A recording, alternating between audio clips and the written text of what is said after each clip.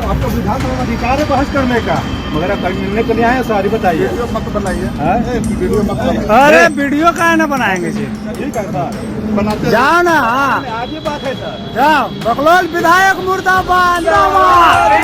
अगर गोधरा कांड ना हुआ होता, राम भक्त जलाए न गए होते, अधिक समय तक मोदी जी मुख्यमंत्री नहीं होते, अधिक समय तक न होते तो आज प्रधानमंत्री नहीं होते।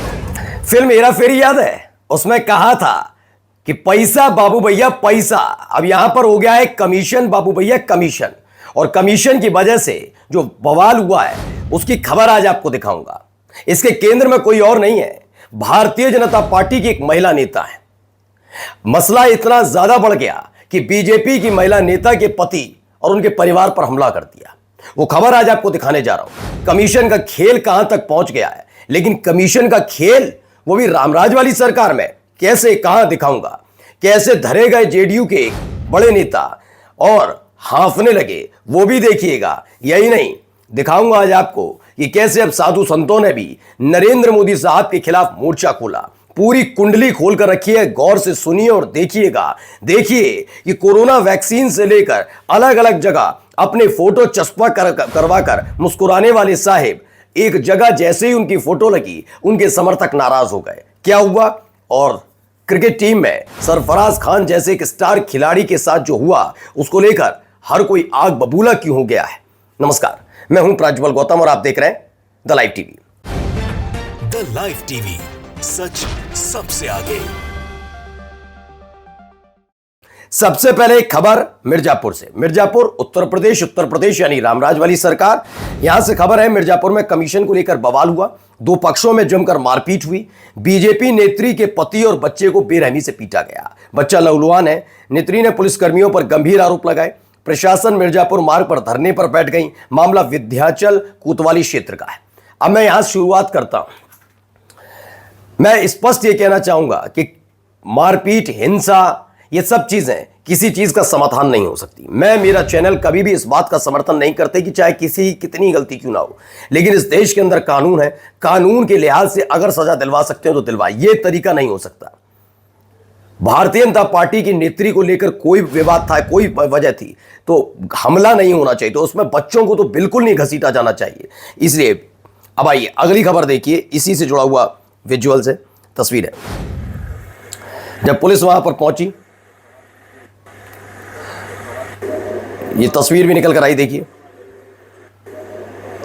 भारत समाचार ने भी खबर को बताया, मिर्जापुर में दो पक्षों में जमकर मारपीट हो गई। कमीशन को लेकर यह मारपीट हुई। बीजेपी नेत्री के पति को पीट दिया, बच्चे को मारपीट कर लहूलुहान कर दिया। बीजेपी नेत्री ने पुलिसकर्मियों पर भी गंभीर आरोप लगाया। प्रयागराज मिर्जापुर मार्ग पर धरने पर बैठ गई थी। विंध्याचल कोतवाली क्षेत्र का मामला है। अब आइए अगली खबर पर। यहां क्या हो रहा है जरा देखते चलिए। यहां कैसे मोर्चा खोल दिया गया। आपका विधानसभा में अधिकार है बहस करने का, मगर आप कहीं मिलने के लिए आए सारी बताइए। वीडियो मत बनाइए, वीडियो मत बनाइए। अरे वीडियो का ना बनाएंगे जी, ठीक है सर, बनाते जाओ ना। आज ये बात है सर। जाओ, बकलोल विधायक मुर्दाबाद। चमचा सब मुर्गा खाओ। ये जो बुड़बक कह दिया विधायक से। ये जेडीयू के प्रत्याशी कौशल किशोर का विरोध हुआ है। राजगीर में विरोध हुआ। नालंदा टाइम्स की खबर है, बुड़बक विधायक वापस जाओ, जेडीयू प्रत्याशी कौशल किशोर का विरोध हुआ। बिहार विधानसभा चुनाव 2025 के दौरान नालंदा जिले की राजगीर विधानसभा क्षेत्र में जेडीयू प्रत्याशी में मौजूदा विधायक हैं कौशल किशोर। वो अपना प्रचार करने गए थे, लेकिन जन विरोध का सामना करना पड़ा। ग्रामीणों ने घेर लिया। वोट मांगने पहुंचे तो स्थानीय लोगों ने नारेबाजी शुरू कर दी। जबरदस्त तरीके से विरोध हुआ। भीड़ में कई लोगों ने बुड़बक विधायक वापस जाओ और श्रवण कुमार मुर्दाबाद जैसे भी नारे लगाए। श्रवण कुमार मंत्री जी, याद है, लुंगी उठाकर 1 किलोमीटर तक भागना पड़ा था, जब वही जनता जो कल तक उन्हें कांधे पर लेकर घूमती थी, पलकों पर बिठाती थी, उन्हें विधायक चुनती थी, लेकिन जैसे ही श्रवण कुमार सामने आए थे, उन्हें न केवल दौड़ा लिया था, हालत ये हुई थी मंत्री जी को अपनी गाड़ी छोड़कर 1 किलोमीटर तक लुंगी उठाकर भागना पड़ा था। अब आइए क्या कह रहे हैं, जरा इनको भी सुनिए। मोदी जी सुनने मैंने जाके देखा है, वैसे नहीं बोलता हूं, मैंने जाके देखा है गोधरा कांड और डब्बे को,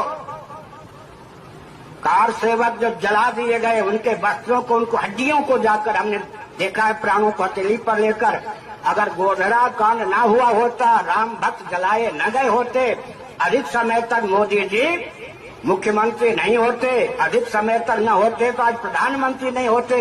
भाजपा का पूरा आपाद मस्तक वस्त्र और शरीर राम भक्तों के खून से लथपथ है। अगर अब ये जगन्नाथपुरी के आदि शंकराचार्य हैं, उन्होंने एक गंभीर आरोप लगाया था, बड़ा आरोप था ये। अब आइए चलते चलते देखिए, पहले महत्वपूर्ण खबर दिखाता हूं आपको। बिलासपुर में एक मामला सामने आया। शौचालय में पीएम मोदी और सीएम सहाय का पोस्टर लगने से बवाल मच गया। भाजपाइयों ने थाने का घेराव कर दिया। मेरा ये नहीं है कि कहां लगा कहां नहीं लगा, कैसे लगा ये नहीं पता, लेकिन फिलहाल अगर यहां शौचालय पर लगा है तो सवाल तो कोरोना वैक्सीन, वो अनाज, हर जगह जहां आप देखेंगे नरेंद्र मोदी, ऑपरेशन सिंदूर हो जाए नरेंद्र मोदी, ये नरेंद्र मोदी, हर जगह तो फोटो लगा होता। उंगली पकड़कर भगवान श्री राम को मंदिर तक ले जाने वाले पोस्टर का वो देखा था आपने, तब भावनाएं आहत नहीं हुई और ना ही किसी के खिलाफ एफआईआर दर्ज हुई थी। अब आइए, ये एक बड़ी खबर निकल कर सामने आई। बस मुसलमानों को दबाना, सरफराज को जगह ना मिलने पर बोले अबू आजमी। हुआ क्या, इंडिया एक क्रिकेट टीम में क्रिकेटर सरफराज खान को जगह न मिलने के मामले पर सियासी बवाल खड़ा हो गया। पहले कांग्रेस प्रवक्ता शमा मोहम्मद ने इसे लेकर एक टिप्पणी की थी। अब समाजवादी पार्टी के नेता अबू आजमी ने भी इस पर प्रतिक्रिया दी है। वहीं क्या कह रहे हैं अश्विन, जरा सुनिए। बट सरफराज खान का जो नॉन सिलेक्शन है उसके लिए मेरे दिमाग में ऐसा देखने के बाद सीधा जवाब नहीं मिल रहा है। So I feel very very sad for him, very sorry for him.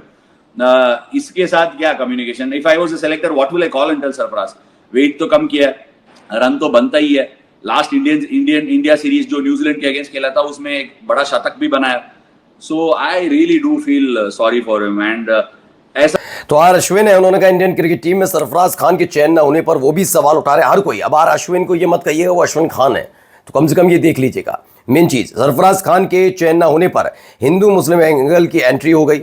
अब हिंदू मुस्लिम एंगल की एंट्री इसमें तो हो गई है, इस पर दिक्कत हो रही है, लेकिन अगर ऐसा ही कोई और मसला निकल कर आता है सामने तब दिक्कत होती है दूसरी तरफ से। तब कहा नहीं जाता कि हिंदू मुस्लिम एंगल की एंट्री कर दी गई, ये नहीं बोलना चाहिए था। संतोष भारतवंशी लिखते हैं सवाल सिर्फ दो खिलाड़ियों का नहीं है बल्कि उस भरोसे का है जो करोड़ों भारतीय क्रिकेट में रखते हैं। जब सरफराज खान जैसे खिलाड़ी जो लगातार रन बना रहे हैं और मोहम्मद शमी जैसे अनुभवी गेंदबाज टीम से बाहर रहते हैं तो यह साफ दिखता है कि टैलेंट से ज्यादा राजनीति की चालें चल रहे हैं। हुआ क्या है कि मैं आपको ये भी थोड़ा सा डीपली बता दूं, ये वजह है या नहीं ये तो ज्यादातर जो सेलेक्टर्स हैं वो बताएंगे, लेकिन अमूमन आपने देखा होगा अगर कोई भी खिलाड़ी अच्छे रन बनाता है तो सोशल मीडिया पर बाढ़ सी आ जाती है। खान साहब के लड़के ने बना दिया, शर्मा जी के लड़के ने बना दिया, देखो यादव ने, फिर इसने बना दिया। तो इस ट्रोल से बचने की कहानी है क्या ये? जब खेलेंगे नहीं तो बनाएंगे कैसे रन? कैसे अगर खेलेंगे नहीं तो कैसे विकेट ले पाएंगे, कैसे बना पाएंगे रिकॉर्ड? क्या यही खेल है? क्योंकि यही आरोप लग रहा है, ये मैं नहीं लगा रहा, ये लोग लगा रहे हैं और सेलेक्टर्स पर इसका जवाब ज्यादा बेहतर सेलेक्टर्स दे पाएंगे। वहीं देखिए सरफराज खान और मोहम्मद शमी के चयन को लेकर सोशल मीडिया पर बवाल मचा हुआ है। जय शाह आईसीसी चेयरमैन और गृह मंत्री अमित शाह के सुपुत्र है। गौतम गंभीर टीम इंडिया के मुख्य कोच और बीजेपी के पूर्व नेता है। अजय तागरकर सिलेक्शन कमेटी के चेयरमैन जिन्हें जय शाह ने रिकमेंड किया है। मिथुन मनहास बीसीसीआई के पदाधिकारी जिनका चयन भी राजनीतिक प्रभाव से जुड़ा बताया जा रहा है। अगर ऐसे में अगर उत्कृष्ट प्रदर्शन के बावजूद मोहम्मद शमी और सरफराज खान को टीम में जगह नहीं मिलती तो उसमें हैरानी वाली बात है। आगरकर ने कहा था सिर्फ रन बनाना काफी नहीं, टीम की जरूरत और डोमेस्टिक भागीदारी मायने रखती है। मुझे लगता है रन बनाना और विकेट लेना ही क्रिकेट खेल होता है इसी को लेकर। तो इसमें समझ में नहीं आया, पहली बार समझ रहा हूं मैं कि ये डोमेस्टिक भागीदारी क्या होती है। डोमेस्टिक भागीदारी, आपको रन चाहिए या कुछ और चाहिए? आपको विकेट चाहिए विरोधी टीम के या कुछ और वजह है? क्या वहां क्या करें, भजिया तलें क्या? ये तो नहीं होता ना। तो ऐसे तर्क देने, और ऐसा तर्क से समझ सकते हैं ऐसे तर्क देने वाले कौन लोग होते हैं। अब यहां पर भी जरा सुनिए छठ पूजा को लेकर क्या। दिल्ली में आयोजित होने वाले छठ महापर्व की तैयारियां तो चल ही रही हैं, लेकिन इस पर सियासत भी जमकर हो रही है। हिंदू संगठनों की ओर से कहा गया है कि छठ के दौरान मुस्लिम दुकानदारों की ओर से दुकानें नहीं लगाने दी जाएगी। अब हिंदू संगठनों की ओर से ये इस बयान का विरोध किया जा रहा है जो हिंदू संगठनों ने दिया है। इस पर भाईजान पर फिर बड़ा बवाल। जी दिल्ली, एनसीआर, हरियाणा। छठ पर नो भाईजान नया घमासान। कार्तिक मेला में थूक जिहादियों की नो एंट्री। पढ़ लीजिए, अभी लताड़ खा के चुके हैं मीडिया वाले जिहाद शब्द पर। थूक जिहादियों की ये अपने मन से ले आते हैं। बताइए अगर ये कोई संगठन कह रहा भी है, लफंगई है कोई कर रहा है तो उसकी लफंगई की सारी भाषा दिखा दिया करो। जब वो गाली गलौज करते हैं वो भी खुल्लम खुल्ला दिखाओ। फिर छोड़ क्यों देते हो? फिर क्यों लगाते हो वहां पर बीप? मैं यही कहूंगा ना, अगर किसी ने कहा तो क्या चैनल की जिम्मेदारी नहीं बनती कि इस तरह की चीजों पर रोक लगानी चाहिए? कौन बात कर रहा है? ये चैनल बात करते हैं और बाद में कहते हैं माफी माफी माफी। इन्हीं के मालिक ने माफी मांगी थी रिया चक्रवर्ती वाले खेल में, पूरा केस हुआ था ना, रिया चक्रवर्ती को जो क्लीन चिट मिली तो इनके ही मालिक ने माफी मांगी थी। सनातन का त्योहार, भाईजान का तिरस्कार, छठ पर दुकान तो बतानी होगी पहचान, वही तमाशे हर बार करने जरूरी हैं। मसला छठ का है, बाहर बिहार चुनाव का है, बिहार चुनाव, और ऐसे में हिंदू मुसलमान ना करें कैसे हो सकता है? छठ के मौके पर ही सही। अब चलते चलते जरा ये देखिए ये क्या कह रही है दीदी को भी सुनिए। देखिए, तालिबान के सहारे पाकिस्तान भारत के खिलाफ अपने कई सारे मंसूबों को अंजाम देने में लगा हुआ है और शुरू हो चुका है। उसकी कोशिश अफगानिस्तान से तालिबान के आतंकियों को जम्मू कश्मीर में उतारने की है। इसके वीडियो सबूत एबीपी न्यूज के पास मौजूद है। अब भारत के खिलाफ साजिश रचने के लिए तालिबान ने कभी सीधे तौर पर तो भारत के खिलाफ कुछ नहीं किया, तो फिर क्यों भारत तालिबान से रिश्ता बनाकर ना रखे? मिर्ची कहां लगी जहां लगनी। ये दोहरा चरित्र, ये दोहरी पत्रकारिता, बस फर्क 4 साल का, और इन 4 सालों में कौन कौन बदल जाता है। फिर इनसे कुछ कह दिया जाए तो कह रही है मैडम मिर्च कहां लगी, किसे लगी, सब समझ में आती है। नमस्कार। द लाइव टीवी, सच सबसे आगे।